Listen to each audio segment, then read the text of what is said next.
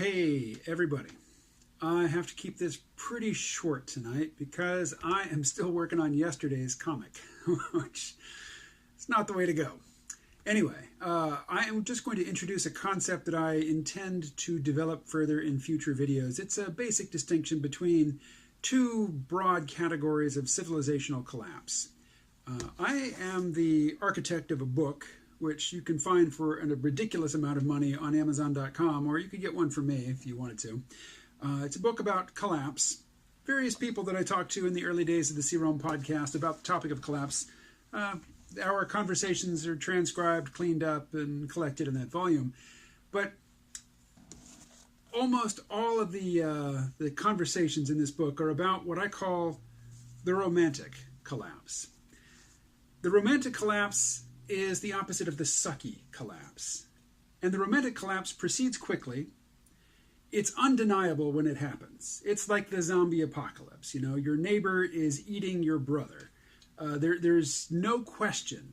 Things are not normal. Things don't work today the way they did yesterday. The romantic collapse is egalitarian in that it takes down the rich, it takes down the powerful, it takes down everybody. Society falls apart. It doesn't work for anybody. New rulers emerge, new powerful people emerge in the chaos of the romantic collapse. This is where you get your new warlords, you know, like the governor on The Walking Dead, or later Negan.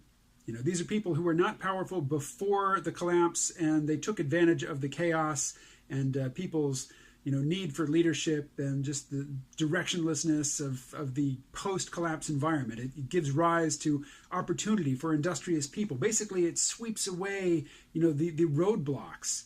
And so many of us have been in positions, you know, particularly at work, in corporations and hierarchy, where the person above you is a dullard. There's no way, you know, that in a world ruled by just personal charisma and dynamism that they could possibly be in a position above you. But because they're a dullard and they have no ambition, they are no challenge to their superior. But it sure is frustrating to have them sitting above you. The romantic collapse knocks all those people out of your way. You can go and do whatever you want. And the best part about the fast, obvious collapse is that clearly it's not your fault.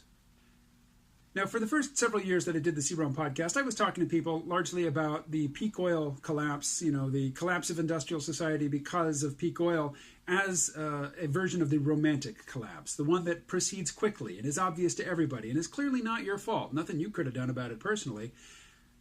Then I talked to John Michael Greer for the first time. I think it was 2009, maybe 2008, late 2008 when I first talked to him. And he had just published a book called The Long Descent, which is about what Kathy McMahon, the peak shrink, calls the sucky collapse.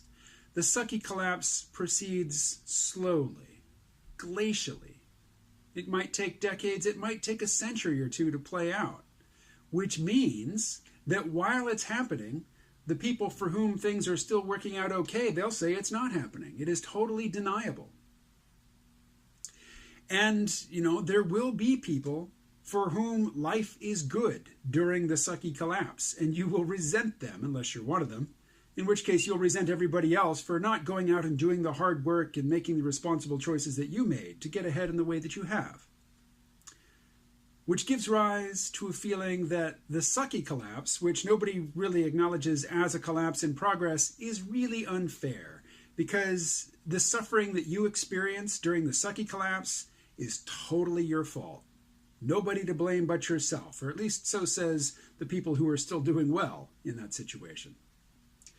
Oh, did automation go and wipe out your job sector? Bummer. You should have made better choices in college. You should have gone to college. Learn to code, poor baby. And not on the list that I flashed up on screen, but this is an effect of all of the different attributes of the two collapses put together, and that is this. In the romantic collapse, there is no hope. And hope can be a source of torment. You know, you're always looking for that thing that's going to make your situation better, wherein a romantic fast collapse, the zombie apocalypse, the coronal mass ejection, or the EMP attack, where just suddenly nothing about the modern world works anymore. there is no basis for hope that it's all going to come back again. Whereas during the sucky collapse, there will be periods when it seems like things are getting better, and you can hope for a better life for yourself and your children and your grandchildren. And then the next stair step in the catabolic collapse process comes along and knocks you down yet again. Only for you to, at the encouragement of everybody around you, pick yourself up, dust yourself off, and go back for some more abuse, because the sucky collapse has nothing but abuse for people like you. Okay, as I say, I can't dwell on it tonight, but I will respond to your comments about this topic, and I will develop them better in a future video that doesn't have just handwritten words on a whiteboard, but will actually involve some professional-looking titles, or at least more professional than my scrawling on the whiteboard. Thanks for watching. I will talk to you again tomorrow.